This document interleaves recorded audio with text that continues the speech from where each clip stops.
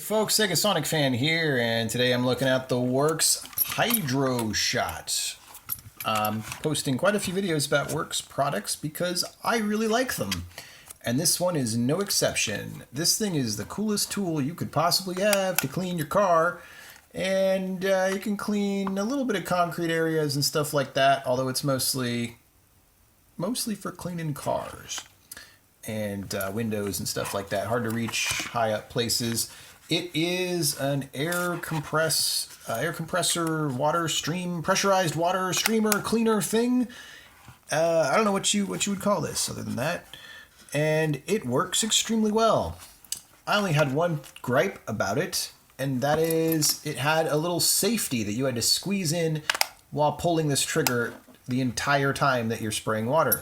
And while I do appreciate safety things like this on like saws and chainsaws and stuff like that, and things with sharp edges, I see no point of it for something that just sprays water, other than to hurt your hand and cause inconvenience. So I figured I'd go ahead and open this, since a lot of Worx products are actually quite easy to open, which is pretty cool also. On the outside, it's all Phillips screws all the way. There's a bunch of them all along the frame.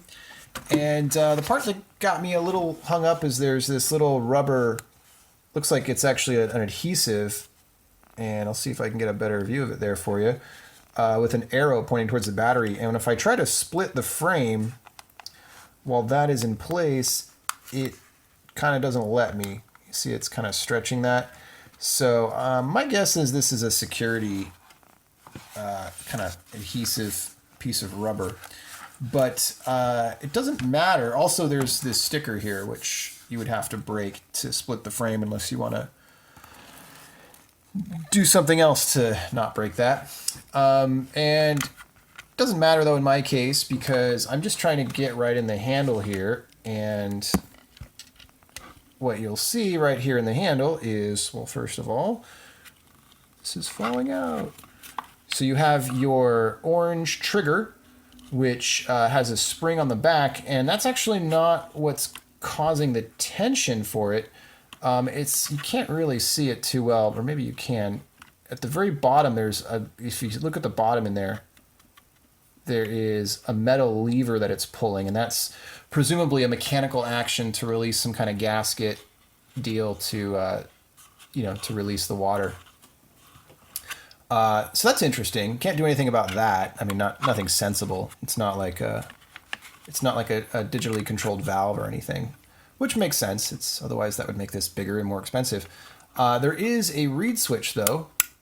You hear that clicking action, and that's what's in the back. So I'm not going to be able to do anything to make this have less tension on the handle, like I was hoping, by reducing a spring or something.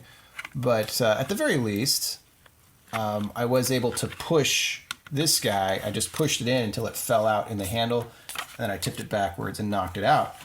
And so now I can put all the screws back in and squeeze it nicely. I'll just put a piece of electrical tape or something else here, maybe something a little more waterproof. I'll try to think of something for that. And yeah, this should be a lot nicer now. It already is a great tool, but being able to just squeeze it and shoot water, much easier. Hopefully this video was interesting to you folks. I always like hearing from people if you want to write anything below, but as usual, I do not care at all if you like or subscribe. These videos are for fun and to share some of the knowledge, because I've learned so much from people here. This is Segasonicfan, signing out.